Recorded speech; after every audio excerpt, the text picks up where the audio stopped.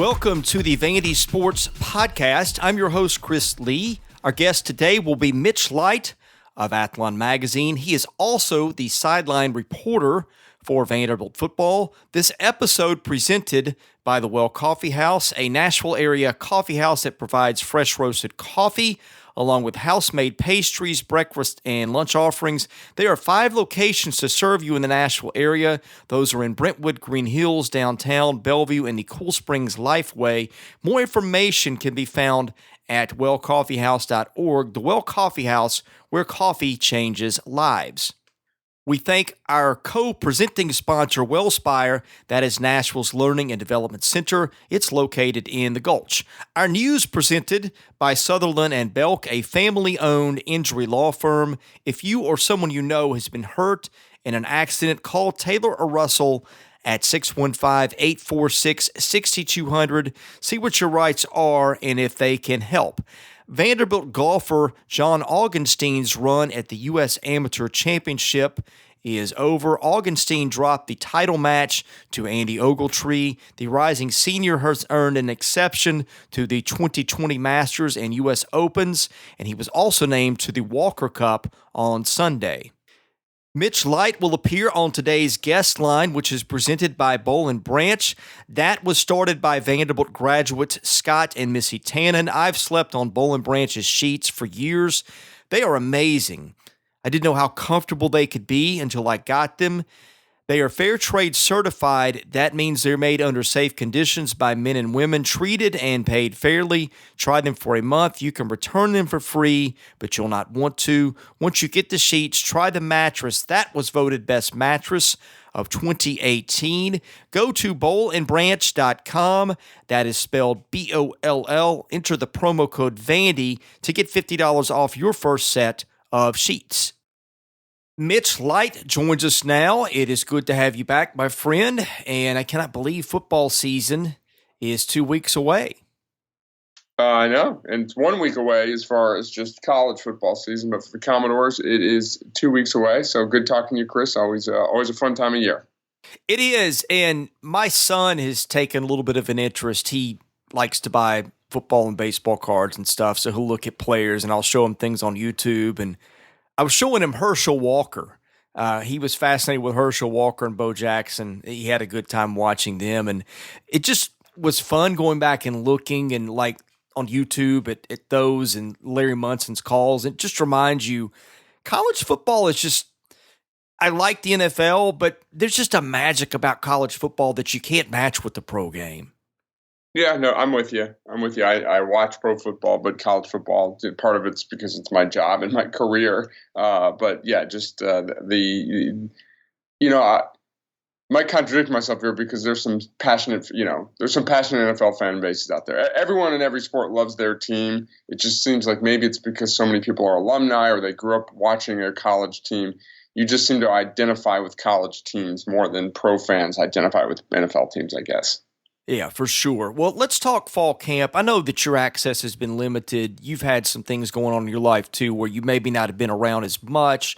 But I know people are very interested in your impressions of what you have seen and heard. So let's just start there with your impressions on this team heading into 2019. Yeah, I've been to, I guess, parts of 5 practices. And I always say, whenever I go to practice, I have the intention of like paying attention and taking mental notes. I end up just talking to people, and I'll go home and I'll tell my son I went to practice, and he's like, "What'd you say?" It's like, that's a good question. I don't know what I saw. So maybe I don't pay attention as much as I should. But general thoughts, a couple position groups to me stand out. I think we went into this thinking the wide receiver group, including the tight ends, the pass catching group I've been saying the offseason was as deep as I've seen at Vanderbilt. And I feel even better about that group now after, seeing them out there. Obviously Kalijah Lipscomb will be the guy people talk about, but I have a lot of confidence that this group can go, 3, 4, 5, 6, 7 deep. And, Donovan Tennyson's a guy, I don't know if you've talked about him much on your pod, but, I thought he was a guy that if you get his head on straight, might have a good senior season. Well, he's not, he was on our two deep in our Athlon magazine. We listed 3 wide receivers, and he's not even on the roster. So even losing Donovan, I think that's not a loss at all. I think Justice Shelton Mosley has looked good from what I've seen out there at wide receiver. So that, to me, I guess, is the position group that stands out. The running back position, I think, is, obviously you got Keyshawn Vaughn there, and the goal of this, camp is to keep him healthy, and the goal of the season is to keep him healthy. But Keon Brooks is a freshman who I think we will see. He's looked good. He's a bigger kid than I thought. So I think there's really good depth. I think Jamari Wakefield's just probably going to be a solid backup. But you can chime in here, Chris. I wouldn't be surprised to see Brooks getting carries over Wakefield. That's no information from anyone. That's just kind of my gut feeling there. I could be completely wrong, because we heard great things about Wakefield in camp a couple years ago. Then he redshirted. Took him about 3 years to get on the field there. I think defensively, the defensive line, there's more bodies. I don't know how that will translate. I think that's, obviously the offensive line is going to be a key. I think the defensive line was the biggest problem on this defense last year, stopping the run, just getting pushed around. Derek has talked about the size of the numbers and the physical size of his defensive line have to get better. I think they addressed both of those. Whether some of those newcomers can help right away is going to be key. I feel pretty good about the secondary. I think that the transfers, we might be seeing 2 transfers in Dante Williams and Cameron Watkins starting at corner. And if that's the case, then you got some pretty good depth there, because there's some guys that played last year that will either be at that nickel position or coming off the bench there. So, nothing's really changed my forecast of the team too much, of a team that can win anywhere from 5, 6, 7 games. And in that range, I think it's a bowl team. I think the quarterback battle is more of a battle than we thought. I went to it, in the offseason, you would have asked me, I would have said Riley Neal 60-40. Right now, I might say Deuce Walls 51-49. Lots to chew on there. I want to start with your running back comment. No, it's not. It's what people want to hear. But there were some things in there that I made note of to circle back on. I think the Brooks comment was an interesting one, because I kind of see that like you do. I think Wakefield, he's not a bad player, but he's just a guy. I mean, he averaged fewer than 5 yards a carry last year. I don't think that if Keyshawn Vaughn goes out, that's going to be one of those situations where Wakefield's busting off 100-yard games. I think the situation with Brooks, who is really fast, I think certainly faster than Wakefield's, got a little bit of a burst and maybe some quickness too, and that is in very limited time that I've seen him.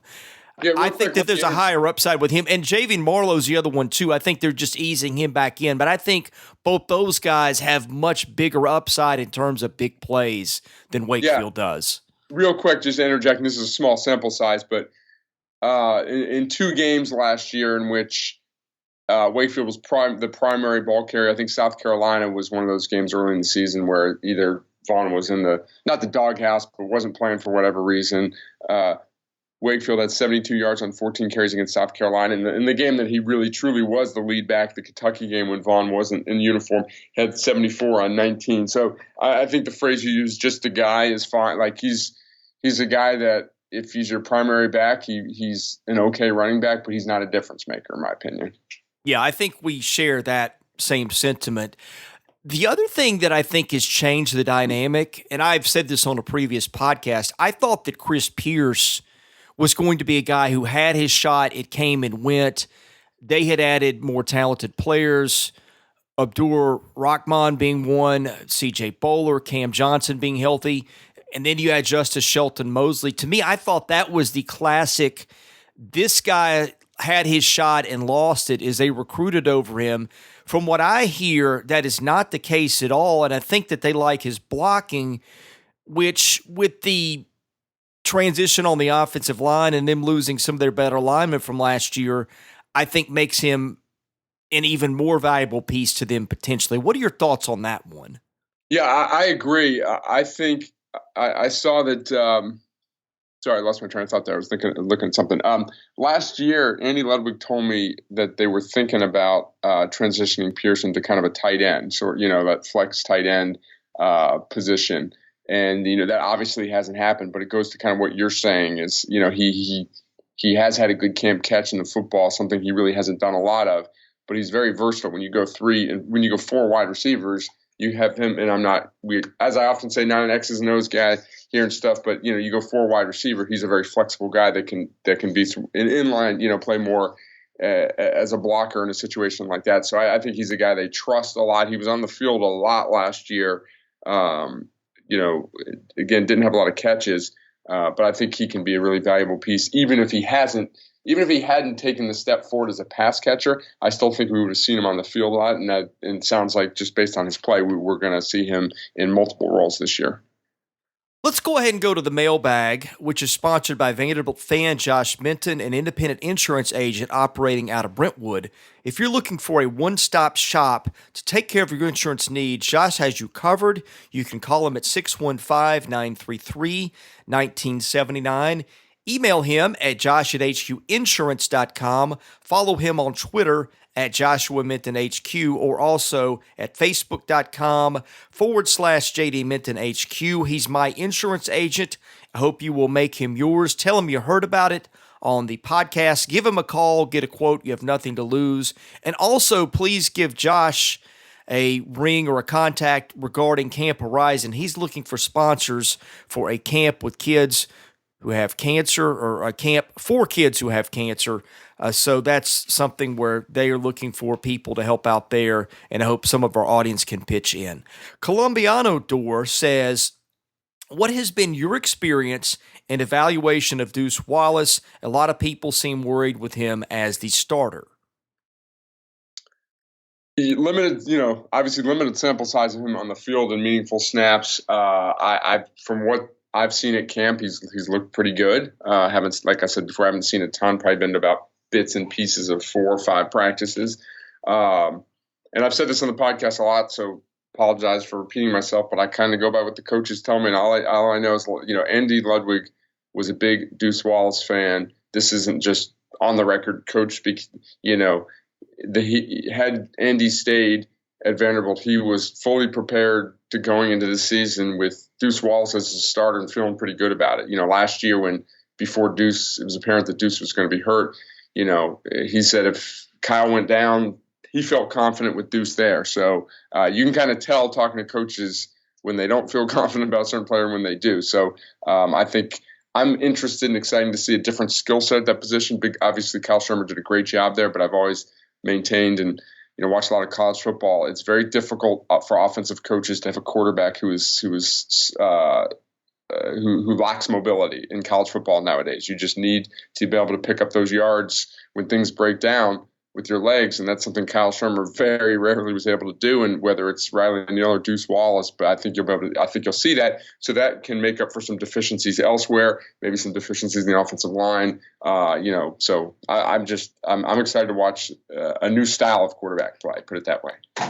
The public seems to really have a hard time digesting the fact that Deuce could start. And I guess that they look at it that Riley Neal started 32 games. Deuce has never started a game. And that's got something to do with it. But it's one of those things that, you look and you read blogs and things outside of Vanderbilt, and a lot of people have made that presumption. A lot of fans even seem to think, well, if he's the starter, they're in trouble or whatever. I don't know that I agree with that sentiment, but it's kind of bizarre to watch public reaction when they hear that he's got a chance to start.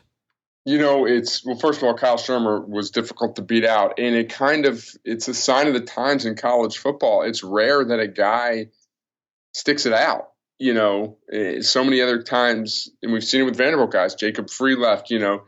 If they're not going to, if they can't see themselves starting in the next year, they bolt and they go somewhere else. And that's why, so many teams lack quarterback depth.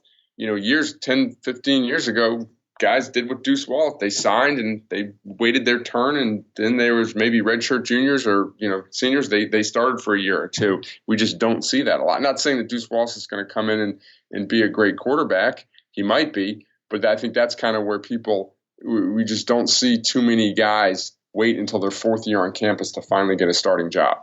Well, here's a little bit of background on that kid, too. First of all, he's very bright. I think that his final 2 choices were Vanderbilt and Northwestern. Well, he originally committed Western. I'd forgotten that. Yeah. Yeah. I think he's made almost straight A's since he's been back in school, from what I understand. I know, like you said, Andy Ludwig always liked him. Derek always liked him. The suspension, I won't get into that, but I'll just say that was not something that affected their opinion of him at all. And it doesn't affect my opinion of Deuce at all either. I think that he's a kid who's got a little bit of athleticism. He throws the ball really well, and I think between the ears, he's exactly what they want. Yeah, I think he's a guy. He's well liked. He's well respected by his teammates too, which is sort of a quality you want from your quarterback position. Yeah, and the suspension, I won't get it. The suspension was just nonsense from what I understand. I'm not going to go any further than that. But let's go into the next question. This is also from Columbiano Door. Any insight on offensive coordinator Jerry Godowski? How might he be different? Really don't. I think he has said that it's going, it's the Vanderbilt offense. He, refers to that. I'm sure they're going to do a lot of the same stuff that Andy Ludwig did. They coached hand in hand for the last 4 years, but I'm sure as any second lieutenant has done in any career, when you're not calling the shots and you're sitting next to someone who is, you have your own ideas about what should be done. So I'm sure he's eager to implement some things. And also there's a significant skill set change in the quarterback. Like if he inherited the team with Kyle Shermer, I think we would see really similar style of play calling. But he's going to try and take advantage of the strengths of this quarterback and obviously get the ball to Keyshawn Vaughn even more this year. The thing that you don't know, and I know he's been a coordinator, in his past and call plays, but Andy Ludwig was a proven play caller. I did a great job last couple of years. I've never, I don't understand how some fans didn't like him, but coming up with a game plan Monday through Friday or Sunday and Monday and implementing it in practice is one thing. Calling plays on the weekend when you've got 5-6 seconds to make up your mind, that's a different thing. So we'll see how Jerry Godowski does with that going forward in a new role. And he's taking over an offense with a lot of skill talent, but with that comes pressure. So all eyes will be on Jerry Godowski. Now, he has a very difficult early season test. There's going to be a lot of offensive coordinators and offenses that struggle against Georgia and LSU. So I don't think the Jerry Godowski story, I think we've got to be patient and see how this thing plays out over the course of the season. We may not see it right away. You may see it in spots, and it's because of the schedule. Georgia and LSU were games where I think a lower possession game would tilt the scales more towards Vanderbilt. But I get the feeling that tempo is going to be more a part of this offense than it's been. Yeah, I wouldn't be surprised at all. And we've seen it in bits and pieces. Last couple of years, it seemed like Vanderbilt did well, but sometimes that's why it worked. It's because they hit a team with it for a series or two. But if you did it over the course of the game, it's not as effective. So, yeah, I wouldn't be surprised with that at all. This next question from Columbiano Door is one that I think you hit on in the first part of the podcast, but I will ask it just to give you a chance to wrap up any loose ends that you may have missed. He wants to know what you've heard coming out of fall camp in terms of standout players. Yeah, I mean, from what I've seen, I think Shelton Mosley has looked very good. Justice Shelton Mosley. I'm trying to think if there's anybody else that's really. I think I'm drawing a blank on the transfer from Florida, the defensive tackle. Malik Langham. Yeah, Langham has looked good from what I've been there. Just looks the part. I think he's a guy. You might know. Like I said before, I've been out of the loop. I guess there's no update on his eligibility, but he's a guy. Not that I've heard. Yeah, so I think that would be nice to get him eligible. I think that the two cornerbacks have looked good and what they hoped they would be when you bring in transfers like that. So, but I don't know if there's one or two players really that you've heard a ton of buzz about. And I just saw that a slight tangent here. I just saw that Jared Pinkney was named first team All-American. ESPN just released its. I think we had him second team in our magazine. But here's a guy. Speaking of buzz, I remember talking to someone in that preseason camp 4 or 5 years ago that said Pinkney, that guy right there is going to be that guy's going to play in the NFL. And you hear a lot of that sometimes. Sometimes you dismiss it, but that was a case where the hype was real. Yeah, it's funny. I remember a couple of years ago, I write for one of your competitors for the Vanderbilt preview, and I said that I talked to Pinckney, and then I kind of dismissed it. I don't think I wrote much about him heading into last year just because it was one of those, okay, maybe this is a kid where he does it in practice and it doesn't translate. And so I'm not going to say I'd given up on him, but I did not use a lot of words on him last year. Then, of course, we know what happened. Now he's an All-American. Just goes to show that if a guy flashes something at some point, he may take a step backwards for whatever reason, but you always got to pay attention to that talent. And I feel that way, that they've got a lot of guys on that offense as a tangent that have flashed some things that I wonder if a year or two from now, when there's a different cast of characters, if we might not start seeing some other kids ready to take a step up. Not right now, but in the future. Just that whole story and the way it unfolded is a good reminder that if a guy shows you something, you kind of always keep that in the back of your head. Yeah, and I mean, it's such a cliche, but the light bulb turned on, and the light bulb turned on for Pinckney. I remember there's some games where, he frustrated the coaches. The game at Missouri 3 years ago, ball, he didn't turn around quick enough.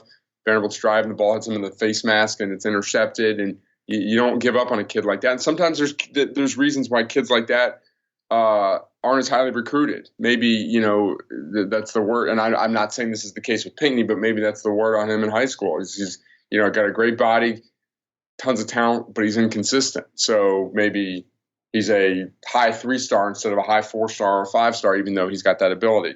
And I agree with you. I think, again, slight tangent here, and I might have made that comment to you when I cited practice, or it might have been someone else that just, and not to fall into the trap of what guys look like, but even some of the young offensive linemen look, tall, there's different shapes of linemen. Sometimes you get the guy, they're more round and stuff. You don't want guys that are too lean. But my impression of some of the young offensive linemen, they're just lean, strong guys, just they can really grow into their bodies. It might take a few years. But I think there's a lot more guys on this offense from a skill standpoint, from the look test, that pass the look test than in years past. Oh, definitely. And I think that next year people are going to see them losing Pinckney and Vaughn and Lipscomb and have a drop-off of expectations on the offense, which they should. Those are special players, and I don't know that they have a replacement that can step up at the level that those guys do. I think receiver's the place where I might push back. I think that they've got some very, very talented young receivers, but I think when kids like Amir Abdur-Rahman, Cam Johnson, C.J. Bowler, Ben Bresnahan. We talked Justin about the Ball, two running backs. Yeah, he's a big kid. I think that, will there be a step down? Yes. But I think that they are replacing those players next year at a higher level than Vanderbilt normally does. I think that they've done a really good job. Offensive line is where I have the question because I hear mixed things. I think they're worried about their depth, but those guys a year from now may be a different story, but I do think that 2020 will be a better year for them offensively. And especially I think if Deuce Wallace wins the job, that'll be his second year on the team. I don't think that I think that they have a chance to surprise what people's expectations will be in 2020 based on what I see in just terms of raw talent. Yeah, I agree with that, but the key will be, again, the offensive line. If you go into next year feeling good about the offensive line, then you can say, okay, I think the offensive line could be better. Can they replace Vaughn, Pink? Yeah, I'm not nearly, and I think you just said this, I'm probably kind of paraphrasing and repeating. I think the guy of the big three that's easiest to replace will be Lipscomb, just because there's more numbers at that position. And then I think Pinckney will probably be the guy that might be most difficult to replace, because just when you have a tight end, Vaughn's a great player. There's a lot of great running backs. There aren't many tight ends in college football that can do what Jared Pinckney did last year and hopefully does this year. Yeah, I think the line is going to be key to everything. I think it'll be the key this year. I think it'll be the key next year. And you sort of touched on this, but we had a question. This is from Raiders 1967. Your opinion on the recruitment of offensive linemen by Derek Mason during his tenure at Vanderbilt?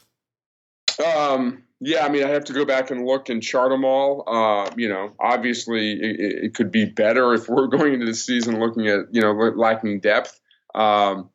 I will say there's not many teams out there, with the exception of the top, 5, 10 teams in the country, that probably that they're in their offensive line meetings and they feel that they've got, more than 7, 8, 9 guys that they feel good about. So, depth problems on the offensive line aren't unique to Vanderbilt. A couple guys, I really like Tyler Steen. I've heard great things about him. Andy Ludwig was raving about him in bowl practices last year after they moved him back to offensive line. I remember seeing him in the game action last year from the sidelines and looking at my thing like, who the heck is 54? I thought he was an offensive lineman. Well, they moved him to defense for some depth.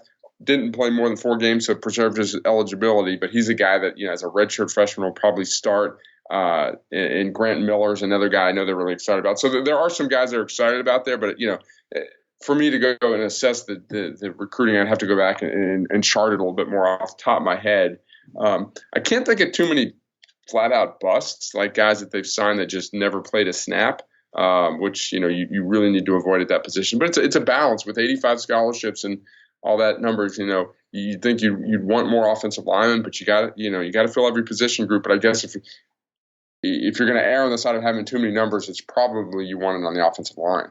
Well, I look back at their development. I don't remember. I guess Will Holden was a fairly highly regarded prospect out of Texas. That was a Franklin recruit. School was one of Mason's. They developed him into an NFL draft pick, and the guy's got a chance to make a roster and play. Bruno Reagan was a really good lineman for them. I think they've done an okay job of developing. Tyler Steen is another one that, when I hear people privately talk about concerns on the line, now look, he is a redshirt freshman getting his first offensive lineman snaps. That alone is a little bit of a concern, especially with where they start. But I never hear his name brought up as a guy that they're concerned about, which I think is encouraging.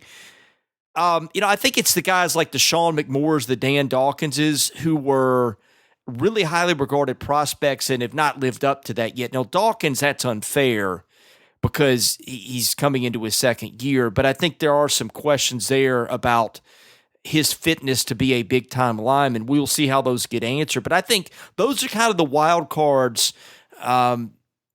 Maybe Jonathan Stewart being another one, a kid they thought had some talent. But I think when this question's answered 2 or 3 years from now, it's going to be those guys and how they perform that really influences how we address that. Yeah, no, I agree. And Vanderbilt's in a position where sometimes they've got to, take more developmental guys too.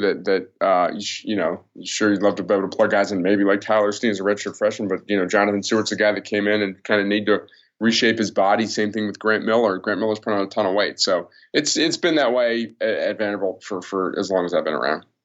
Mr. Vandy wants to know: do you think the defensive line will be better compared to last season?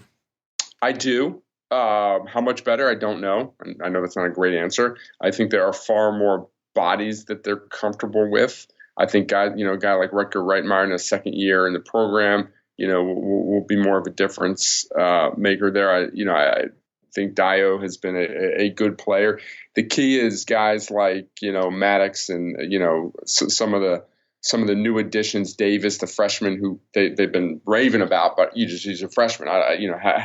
How quickly can he be a factor? I think he'll play. So I just think there's more bodies and more size. They need to get, I don't know if it's 50% better or 30% better. They just need to be able to hold up a little bit more on that defensive line. I think they will this year, and you just hope it's more than we all think. Davis is a name that comes up a lot privately. I am with you. I'm always skeptical that a freshman, especially a true freshman defensive lineman, can help you. But I think he will, and I think it also helped that, remember, he was here for spring. Yeah, he's one of those guys I probably should have mentioned earlier when, about Camp Buzz, what guys were kind of, you heard good things about. Okay, here's a question from VU Wars, and I think you have talked about this on your Cover 2 podcast with Braden Gall. Having seen how various schools handle the matter, do you have an opinion or insight into how schools can best optimize their quarterback situations? Once your starter graduates, should you ideally be running with a redshirt freshman the next year? What is the quote-unquote best plan? And then when things don't go as planned, are you a fan of using transfers either as stopgaps for a year or so, or long-term options if they are early in their careers? Yeah, we talked about that a little bit earlier too. It's become a lot more tricky with the how many guys transfer, and it's become tricky too because most schools are only signing. Well, I won't say most. A lot of schools are only signing one guy a year because they kind of identify their guy and they say you're the quarterback we want. We're not going to sign another quarterback. And I could be wrong in this, but I think after Deuce Wallace coming into Northwestern, Vanderbilt came back to him and said, we'll take you and we'll be the only guy you sign. And that was the reason he switched. So I look, Vanderbilt signs Deuce Wallace in 16. He's still here. Jacob Free in 17. He left after 1 year. Alan Walters in 18. Mohammed 19, who's gone. And they've got one guy coming in next year. When you sign one guy a year, there's going to be some attrition. So you have to add some depth through the transfer market, whether it's grad transfer. Vanderbilt's going to have to, even if Deuce Wallace wins the job this year, they're going to have to add a transfer next year because Riley Neal will be gone one way or the other. So I don't think there's any specific ways that schools are doing this nationally. They're all in the same boat. In a perfect world, after your senior was gone, you'd love to have maybe a third-year sophomore come in with 3 years of eligibility, a guy who's been seasoned. So it's not like it was in years past where Alabama would have 10 guys. I think when Jeff Rutledge said, I've heard him talk about this, he was one of 9 or 7 or 8 or 9 quarterback signees at Alabama the year he showed up. Obviously, times are different now. But I don't think there's one way, but it's become a lot more complicated. It's become more difficult for coaching staffs to manage. The last question from our listeners is about the LSU series. This is from VU Titans, and boy, I don't know how you would differentiate between these three, but he says, what do you think is the most memorable, easy for me to say, Vanderbilt versus LSU football game over the last 30 years? And he cites 3 to choose from.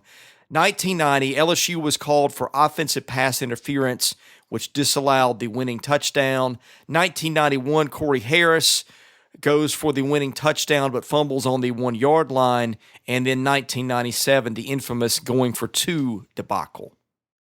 Good question. I'd have to say the pass interference call because Vanderbilt won that game. And for any Vanderbilt fan that thinks Vanderbilt gets screwed by the refs all the time, go back and look at that play. I actually think you can find it on YouTube. Very questionable offensive pass interference. I mean, I know he pushed off, but that play's not called very often. That was my sophomore year, so I was in the stands for that game.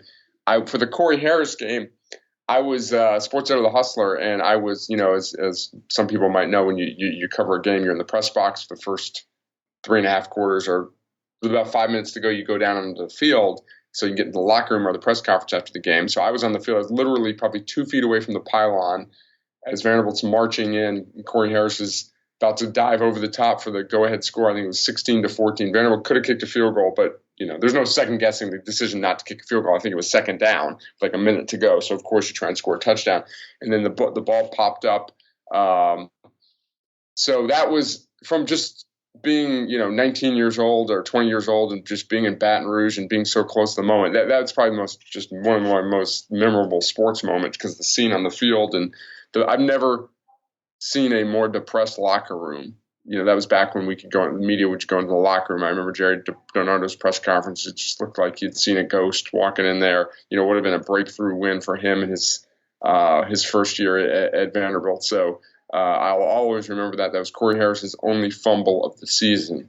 And just, awful time for it and but a memorable game. I think the Mount Rushmore of Vanderbilt fumbles would be that one, the Lou Thomas fumble. I think it was him in 98 against Kentucky. And then the Zach Stacy one. It was Rodney Williams. Rodney Williams. I should have known that. And then the Zach Stacy one against Arkansas, which also was the only one that he fumbled all year. He gets that touchdown. Rodney Williams too. What's that? All three of them were the players only fumbled too. That's one of those, when Vanderbilt fans think they're cursed, that's why. Yeah, and the Zach Stacy, he wasn't touched either. He was just switching the ball around or something like that. The 1990 pass interference call, I remember being in the stands for that one. I think that was Todd Kinchin, and that's one that is not normally called. And LSU was really bad that year. I wonder if that's a normal LSU team, if that flag is even thrown. Yeah, I don't know. It's just, what it takes? It just takes one person, one ref, too, from whatever angle. I mean, that's the thing about I mean, all officiating, like in basketball, one ref sees a play, but like in football, you've got like 10 officials now, and you could have a questionable pass interference. It just takes one dude to see it a certain way and throw the flag, because they rarely pick things up or overrule each other there. So that was one. That was pretty memorable. The going for two, he said 97. I could not remember if that was 97 or 98, but whichever one it was. 97. Okay, it 97. was.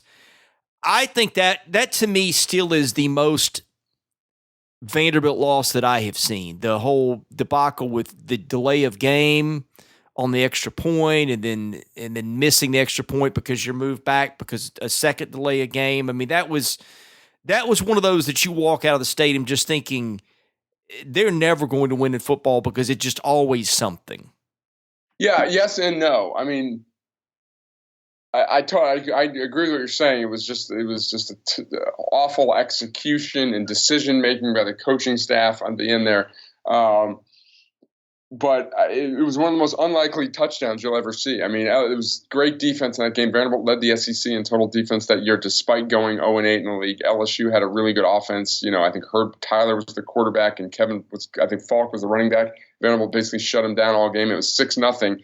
I'd love to go back and look at the box score. My guess is Vanderbilt had probably combined a total of 120 yards or something like that. And then Damian Allen marches him down the field for the go-ahead. Well, no, I misspoke there. For what could have been, I was 7-0. Excuse me. For what could have been the tying or go-ahead score. I think it passed to Tavares Hogan's there. So I just remember thinking Vanderbilt got the ball back with an opportunity to go down, but thinking there's no way they were going to score. And lo and behold, like I said, Damian Allen marches him down the field. So just a great defensive game there that was overshadowed by just horrendous. Debacle is the only word that comes to mind when thinking about the end of that game. I want to switch gears for just a second before we leave. I don't know if you've got a chance to see the out-of-conference basketball schedule. I'm sure you've seen it, but what were your thoughts on that? My thoughts were basically it was from a coaching staff that probably doesn't necessarily think it's going to be that good this year. I mean, that's the type of schedule you see when you're trying to build some confidence and get some wins. So you've got, that's one thing I hate about, not I hate, it's a strong word. People who don't follow college basketball, and I'm going off on a tangent here, I'll come back to the point, but people who don't follow college basketball say, they've won 20 games 5 years in a row, or it used to be, you win 20 games, you go to the tournament. Well, you got to look at a team's schedule. I mean, Vanderbilt will win a bunch of games this year because of the schedule, the non-conference games. I don't know how they're going to win SEC play, but it's not going to be a case like where they go, you go 7-21. They're going to have double-digit wins because they built that into the schedule, which is fine with a first-year coach.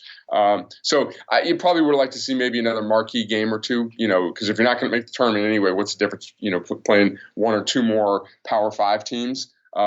Davidson's actually very, very good. Davidson's going to be a fringe top 25 team. That's, one game, or maybe it's not a name opponent, but they're pretty good there. So, schedule's fine with me. Like I said, probably would have rather seen one or two more name opponents. Yeah, I think the schedule was perfectly fine. So people have talked about, well, that'll kill their chance for postseason. I don't think that's going to be an issue. I don't think they will be in contention. And if we're wrong about that, and they are, then okay. So they schedule. So they good things ahead. Put it that way. Well, and that I think that what they need right now is they need confidence. Okay, right. And I don't think you get confidence by playing a bunch of top 25 teams and going to tournaments. You get it by winning some games and taking some baby steps. So I think that might even be one thing where you say, well, the schedule costs them at the end of the year if they were in potential to be, say, an NIT team. Well, I think that you can't really have it both ways. You don't know what that would look like if they started out with the Murderer's Row schedule either. Yeah, my point was, it's like, I'm sort of joking, but not really. It's like if they're in position, Vanderbilt's in position where the soft schedule prevents them from going to the tournament, that means they've, in my mind, overachieved, and that means that Jerry Stackhouse and the staff have done a great job. So that's a sign of good things to come. Patrick Ewing, actually, from former NBA coach, now assistant coach now at Georgetown, kind of similar. You go back, I think he's in his third year or fourth year, and they're projected to be a tournament team. But similar path. His first 2 years, really, really soft 9-conference schedule. Build some confidence, get some wins. So big picture, I think was probably the right thing to do. I'm looking here, like they open with SEMO. I think SEMO is going to be picked near the bottom of the OVC. That's one they should win. I'm looking at some other games at Richmond. Richmond hasn't been good in a while. ETSU, No, I don't know about. And the Southern Conference is kind of a rising conference, but I don't know how good they'll be. Who was that last team you said? East Tennessee State. Yeah, they're good. They're good. They've been right there the last couple of years. I mean, that's one of the best teams in that league there. But Richmond has a team that Vanderbilt fans remember from the NCAA tournament. The coach is still there, Chris Mooney, but they've struggled. He's on the hot seat. Has not won. They've had a losing conference record like 3 or 4 years in a row. Well, Buffalo loses Nate Oates. Liberty, I think that was one of those senior Latin teams that got to the tournament. No, they're still pretty good. Oh, they're still pretty good. Okay. Yeah. Loyola Chicago had that reload year a year ago. UNC Wilmington's been good at times. Who in there is maybe sneaky good? Well, Loyola Chicago is going to be good again. Pretty much every team you've mentioned, except for maybe SEMO and Richmond, are top 3 or 4 in their conference. So from a power rating standpoint, the schedule might not be as bad as people think. Yeah, the built-in wins will be probably SEMO, Texas A&M Corpus Christi, Austin Peay. I like Matt Figure. He's done a good job, but I think they lost some guys. I think that's one they should win. South Carolina State's one they should win. Southeast Louisiana, I'd probably put them in that category. So I think the easier ones are probably in November. Yeah, I would think so. I don't have it in front of me, so I have to, go with what you're saying there. But yeah, it definitely should be some wins on that schedule. Yeah, and I'll go through a lot of these for Blue Ribbon. I edit most of their teams, but these are not some that have come across my desk yet. I wrote the SEMO and Austin Peay story, and I'm going to talk to Matt Figure at Austin Peay about 2 hours after we do this, so I'll know a little bit more about them. Tristan name dropping. That's right. you got to do it when you can. Big time. So, I will know some more about some more of these teams later. I do cover the OVC for them, so I know those teams a bit. But the other ones that they play are ones that I've just not been able to get familiar with yet. But I know you have through your role with Athlon. Speaking of which, Mitch, I know that your preview issue will be on the stands in the coming weeks or months. So tell people about that. Of course, they can still get your college football issue. Tell them where they can get that. And also, of course, give out your Twitter handle because you do tweet some good stuff too. Tweet some, mediocre stuff, but thank you. At Athlon Mitch, our college basketball magazine will be out, believe it or not, September 4th, which is just insanely early. But that'll be out soon. And then our fantasy football magazine's on newsstands along with our college football magazine. You got about 5 days before the season starts, so technically it's still preseason, so you can still get that. Decent amount, so still have some stuff on the newsstands there before we hit kind of a slow time of year because our next magazine won't be till baseball or MLB baseball. Hey, thanks a bunch, Mitch. No problem, Chris. Talk to you next week. He is Mitch Light of Athlon. He is Vanderbilt's sideline announcer. I'm Chris Lee, the host of the Vandy Sports Podcast. We've got one coming Tuesday with Willie Donick. We got Seabass coming Wednesday and may drop one more later in the week. So thank you for listening and stay tuned for those.